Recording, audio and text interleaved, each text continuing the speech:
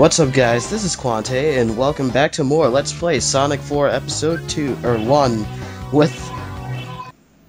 me, the Black Guy Gamer. Yes. Casino Street Zone. Act 1. Yes. The worst zone in the entire game. Why? Because there's a lot of bad enemy placement here, in my opinion, and this has nothing to do with the zone or the game in general, but I just really don't like, casino or amusement park themes in Sonic games anymore. Oh. Because I think they're kind of overdone, and there's nothing really new that they have done with them so far.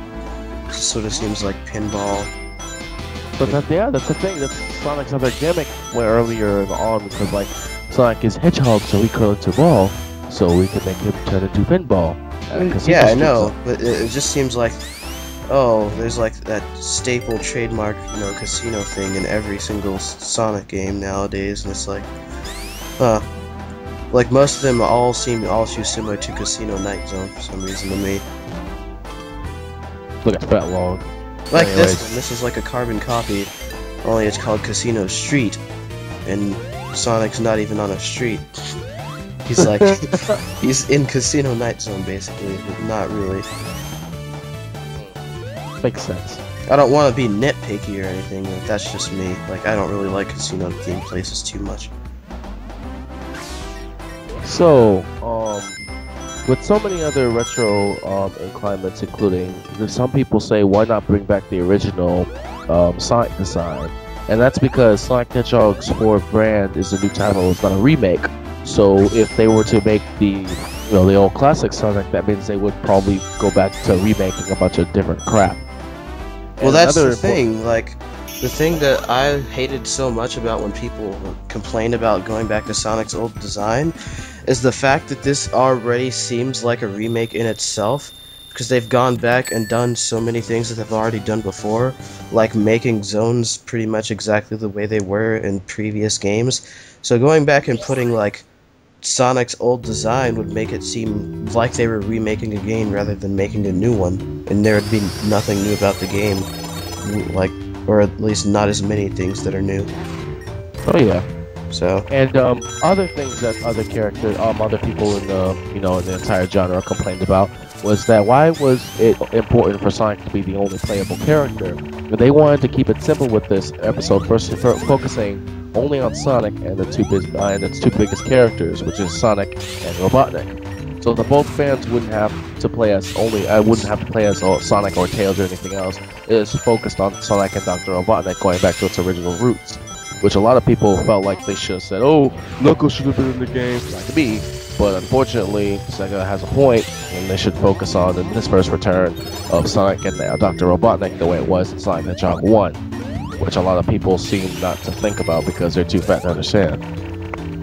Yeah, but I don't know, the whole franchise in general, I don't think they should have gone back to, like, just Sonic alone. Cause that just really sucks.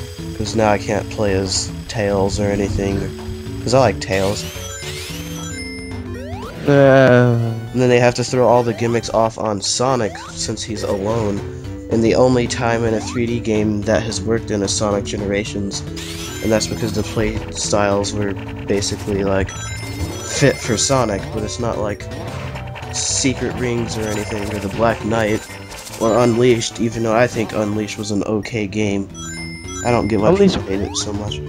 Yeah, I don't know why. Unleashed was great, but like I said before, there was more of the gimmick than the actual original roots. Yeah, but that's what the game was pretty much based off of. Like, that's the story. It's like he was turned into the werehog.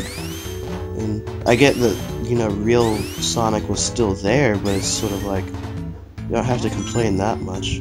Yeah, at least Sonic's whole entire personality didn't change, but the reason why Sonic didn't change completely from all the other people that were affected by, Dark Guy and stuff like that was because of Sonic's whole determination and will and stuff like that, so, yeah. Which I think is kind of some kind of strange excuse. Yeah, like, the whole series is questionable, but I think the reason that the whole Dark Age of Sonic even existed is kind of because of the Sonic fans in general. Partly. Some of it was Sega's fault, but most of it I think was because of like the Sonic fans complaining too much. And then they got what they wanted and they weren't satisfied. Yeah, but the most people that were like that wasn't like old school Sonic fans. It was the people that got into Sonic in 2000 and stuff like that, and they started complaining. And then they found out that when the game, basically, people were starting to complain when Sonic Mega Collection came out, and all the little kids saw the classic Sonic, like, oh, why can't be like this? That's why a bunch of little kids think they're all huge Sonic fans, and that's why I think I'm a huge Sonic fan too. But like, I won't be like, I don't know, Starman Ness. You just made fun of me. That was literally like the first time I was ever exposed to at least classic Sonic was Mega Collection. It's the first Sonic game I ever played was Sonic Adventure, and I played Sonic Adventure and Sonic Adventure 2 first before going to like the older ones. So I went to the older ones because like I had a friend next door and stuff like that. That's how I met Sonic. I had a friend next door and he had an original Genesis and stuff like that. So we played Sonic every time I went over to his house, and that's how I met Sonic the Hedgehog. And then I went to Sonic Adventure. Yeah, my dad had a Dreamcast, and then he had Sonic Adventure and Sonic Adventure 2. And then I eventually got the Mega Collection for GameCube because I knew about Sonic, and I was like, oh, well, I get all of these Sonic games in one, so why the heck not? So I am one of those 2000 kids you were talking about, but still. I don't know. I was just saying though, like in general, like the little kids that just thought that Sonic was supposed to be like this and that, stuff like that, and they still are around too. Where like in this generation, where like they see this kind of games and then like, okay, that's decent, but when they go back in time and they see the other games and they're older and they're like, huh, how come Sonic can't be like this anymore? And then controversy will start all over again and rinse and repeat. So I think the controversy with Sonic fans will never be solved or anything. No one's gonna be happy. I think the controversy with this game in general was a little ridiculous. Like, the only thing I can probably agree with that they complained about was the physics, because the physics can get a little bit wonky from like time to time. Like, there are plenty of examples in this level alone of how the physics can be a little wonky. Just like sometimes like Sonic will be like running upside down, but if I'm holding forward, like that won't do anything to Sonic. I'll have to like not even press anything and Sonic will move by himself, or something weird like that, as to where it's like, here's the example right here. Like, I couldn't run on that wall because I was pressing forward and it was weird. Yeah. So I was just like, oh, well, I have to do this whole part over again because I was too fat to understand. No, it's okay, because like that's the same thing with because like that's the thing with the little it's the little things that Sega keeps forgetting, and you know that's what they hopefully fix in Sonic Episode 2. Since I haven't played that game yet, I only played a little bit. Oh, it's a million times better than this one. I mean, there's still like, it's questionable like if they actually like rehashed the zones, or if they just did the same thing but more subtly. Which I guess is what some people think, but I think the zones are pretty original. Like, I liked Episode 2 a lot. Like, for some reason, I really love Episode 2, but this one is kind of iffy. Like, it's not a bad game. It's just I think Episode 2 is miles better than this one. I get it, miles, because yeah, the game. Exactly. But like you know, it's just the little things that count. It's Sonic Hedgehog Episode 4, Episode 2. It's like, you know, it looks a lot better. And lots of levels are different, but the thing with that game, that why people still don't like it, is because some kids or people are saying that it sounds like, the music sounds like dying ducks. I don't know why. I like the music. I like the music too, but... I mean, the only thing that I had against Sonic Episode 2 is the same thing that I had against this one, is that I felt that it was too short. And I mean, I get they're broken up into episodes, but the episodes don't really come out as fast as you would think they would. You have to wait like a whole nother year, and so it's just kind of like, why? Like, why is the game so short if I have to wait so long?